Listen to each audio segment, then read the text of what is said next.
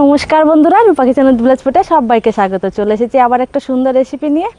আজকে বানিয়ে দেখাবো খুব অল্প উপকরণ দিয়ে কম সময়ের মধ্যে দারুণ স্বাদের সুজি দিয়ে সুজির বাবুসা। তো এই বাবুসার রেসিপিটা কিন্তু খেতে দারুণ লাগে। তো আপনারা সকালে কিন্তু টিফিন হিসাবেও খেতে পারবেন, আর বিকেলে চায়ের আড্ডাতেও দারুণ লাগবে। তো আশা করছি আমার রেসিপিটা অনেক ভালো লাগবে। তো চলুন দেরি না করে শুরু করি আজকের রেসিপি। তো আজকে এই বাবুসা বানানোর জন্য আমি প্রথমেই নিয়েছি 1 বাটি সুজি, মানে এখানে 200 গ্রাম সুজি। সুজিটা একটা মিক্সিং জারে নিয়ে একটু গুঁড়ো করে নেব। মিক্সিং জারের মধ্যে সুজিটা নিয়ে নিচ্ছি। তো মিষ্টির জন্য আমি চিনি নিয়েছি। তো এই সুজির মধ্যে আমি এই চামচের 2 চামচ চিনি দিয়ে দেবো। এখন আমি 2 চামচ দিচ্ছি, আমি পরে কিন্তু আবার একটু চিনি মেশাবো। নিয়ে নিয়েছি 2 টুকরো এলাচ, দুটোও নিয়ে নিচ্ছি। ঢাকনা লাগিয়ে এবার একটু গুঁড়ো করে নেব। তো এখানে সুজিটাকে খুব সুন্দর করে গুঁড়ো করে নিয়েছি, একটা পাত্রের মধ্যে ঢেলে নিচ্ছি। তো এই দেখুন, সুজিটা কিন্তু খুব মিহি পাউডার হবে না, একটু দানা দানা থেকে যাবে। তো এইভাবে কিন্তু গুঁড়ো করে নিতে হবে। তো একটা পাত্রের মধ্যে এবার আমি নিয়ে নিচ্ছি।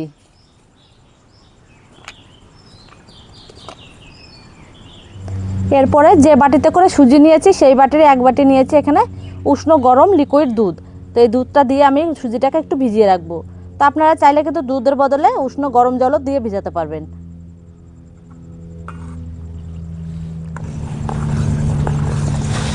খুব ভালো করে কিন্তু দুধের সঙ্গে সুজিটাকে আমি একটু মিশিয়ে একটু রেস্টে রেখে দেবো। তাহলে দেখবেন সুজিটা খুব সুন্দরভাবে ফুলে উঠেছে।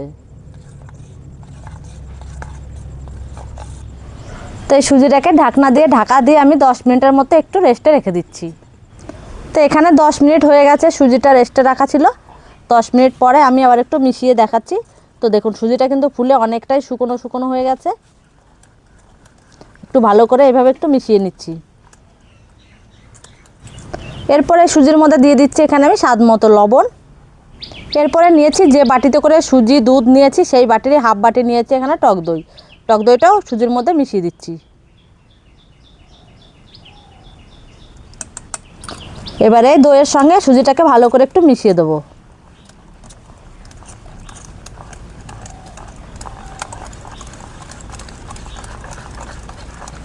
এরপরে এই সুজির ব্যাটারের মধ্যে দিয়ে দিচ্ছি 1 চামচ সাদা তেল। আপনারা চাইলে এখানে ঘি অথবা বাটার দিতে পারবেন। দিয়ে দিচ্ছি 1 চামচ নারকেল কোড়া।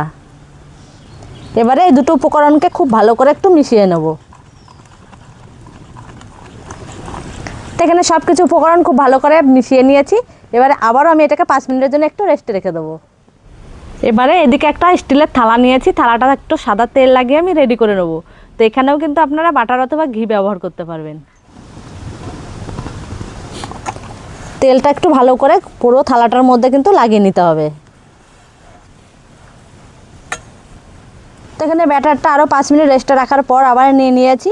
এবারে এখানে 1 চামচের 3 ভাগের 1 ভাগ দিয়ে দিচ্ছি বেকিং পাউডার। সামান্য একটু দিয়ে দিচ্ছি বেকিং সোডা।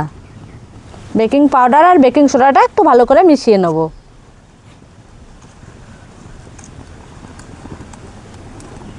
তো এখানে ব্যাটারটা কিন্তু পুরোপুরি রেডি হয়ে গেছে। আর ব্যাটারের ঘনত্বটা দেখুন, ঠিক এই পর্যায়ে কিন্তু ঘনত্বটা তৈরি করে নিতে হবে। এরপরে রেডি করে রাখা থালাটার উপরে আমি ব্যাটারটা ঢেলে দিচ্ছি।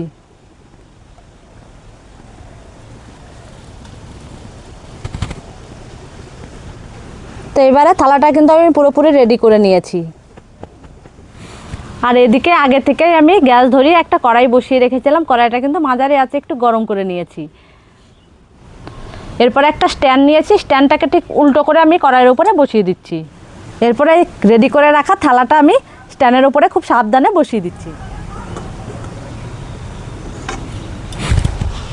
একটা থালা দিয়ে এভাবে ঢাকা দিয়ে দেবো। এরপরে মিডিয়াম আঁচে 15 থেকে 20 মিনিটের মতো আমি এটা জাল করে নেব। তো 15 মিনিট আমি জাল করে নিয়েছি মিডিয়াম আঁচে। এবারে ঢাকনা খুলে একটু দেখে নেব।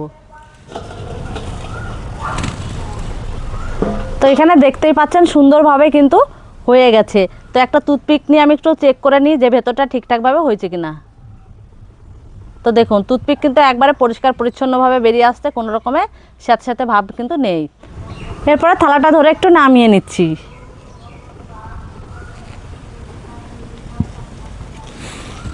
তো এদিকে এটা মোটামুটি ঠান্ডা হয়ে গেছে। আর এখানে আমি ডিমের কুসুমটাকে একটু ভালো করে ফেটিয়ে নিয়েছি। এরপরে এই ডিমের কুসুম এখান থেকে আমি নিয়ে অল্প অল্প করে এর উপরে ছড়িয়ে দেবো, সুন্দরভাবে লাগিয়ে দিতে হবে, তাহলে দেখবেন একটা সুন্দর কালার চলে আসবে। তো আজকে সুজির আমি বাসবুসাটা বানাতে বানাতে হঠাৎ করে ঝড় বৃষ্টি এসে গেল, আর কারেন্টও চলে গেছে। তো আমার রেসিপিটা এখনও বানানো শেষ হয়নি। তো এখন আপাতত একটু কমেছে ঝড় বৃষ্টিটা, কিন্তু কারেন্ট নেই। তো এই অন্ধকারে শেষ করতে হবে, কিছু করার নেই। তো এখানে ডিমের কুসুম লাগিয়ে নেওয়ার পর আমি কিছুক্ষণ রেখে দিয়েছিলাম, পুরোপুরি কিন্তু ঠান্ডা হয়ে গেছে। তো এবারে ননস্টিকের যে প্যানটা আমি গরম করতে দিয়েছিলাম, প্যানটা কিন্তু এইভাবে ঢাকনা লাগিয়ে আমি প্যানের উপরে নিয়ে নিচ্ছি।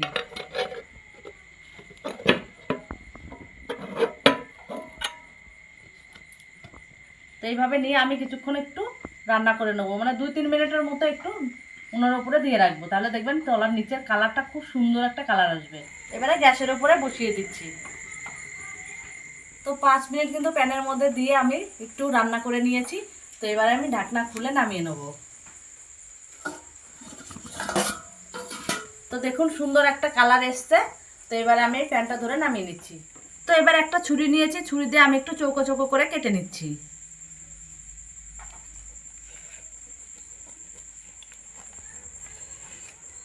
প্রথমে এরকম লম্বা লম্বি কেটে নিয়েছি, এবারে এইভাবে মাঝ বরাবর আবার কেটে নিচ্ছি। তো এই শেপটা আপনারা আপনাদের পছন্দ মতোও করতে পারেন। তো এখানে সুন্দর করে কিন্তু আমি চৌকো করে কেটে নিয়েছি। আর আগে থেকে আমি এখানে চিনির রস বানিয়ে রেখেছিলাম, একটু এলাচ দিয়ে চিনি দিয়ে জল দিয়ে জাল দিয়ে আমি পাতলা একটা রস তৈরি করে নিয়েছি। তো এই রসটা আমি অল্প অল্প করে এর উপরে দিয়ে দিচ্ছি। তো আপনারা কিন্তু এই চিনির রসের বদলে দুধ ব্যবহার করতে পারবেন, দেখবেন খেতে ভালো লাগবে। তো চিনির রস দিয়ে বানিয়ে খেলেও কিন্তু দারুণ লাগে খেতে। তো এইভাবে আমি প্রত্যেকে যে কেটেছি ছুরি দিয়ে, ছুরির এই প্রত্যেক লাইনে লাইনে আমি চিনির রসটা দিয়ে দিচ্ছি, তাহলে দেখবেন পুরোপুরিভাবে রসটা ঢুকে যাবে ভেতরে।